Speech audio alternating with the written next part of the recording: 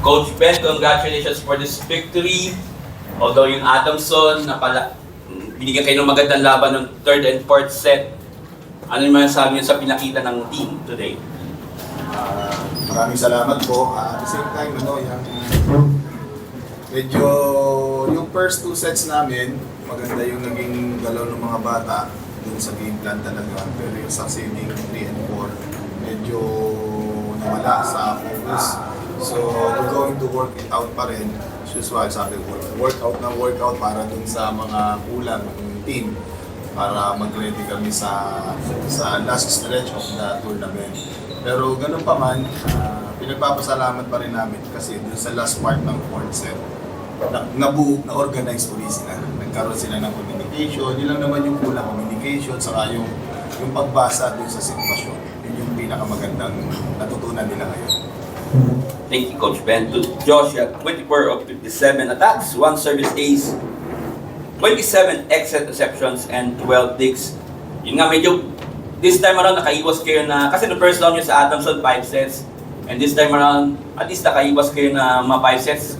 Ano masasabi mo sa pinakita ng team nyo na naging matatag kayo this time too eh?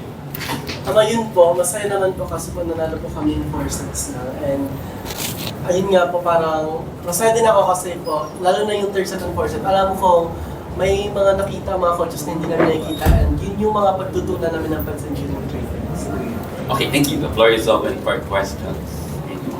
Coach, yun nga, fourth set, nakauna rin si Adamson doon. Ano lang yung sinabi nyo para maka-recover ka? Ang isa kasi na nawalang factor sa amin ng third set, saka yung first part ng fourth set, yung focus sa game. So, they focused on enjoyment. Hindi na nila naintindihan kung ano yung nangyayari, ano yung score, ano yung kailangang advantage namin sa kalaban, paano namin i-execute ng maganda.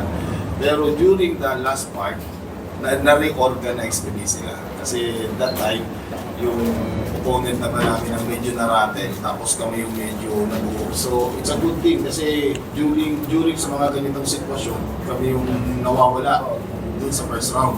Pero this time, bumaba,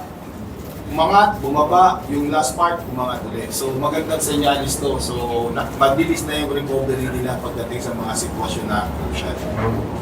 Josh, paano nyo lang kumbaga maayos yun heading into the final stretch ng elimination round? Yun yung sinasabi ni Coach na minsan bumababa talaga yung laro. Ayun nga po, of course, siguro, balikan namin ulit sa training, and kung ano yung mga gagawin na, I think we have to be consistent during the training kasi po, mag-reflect siya during the game. Naniniwala po ako.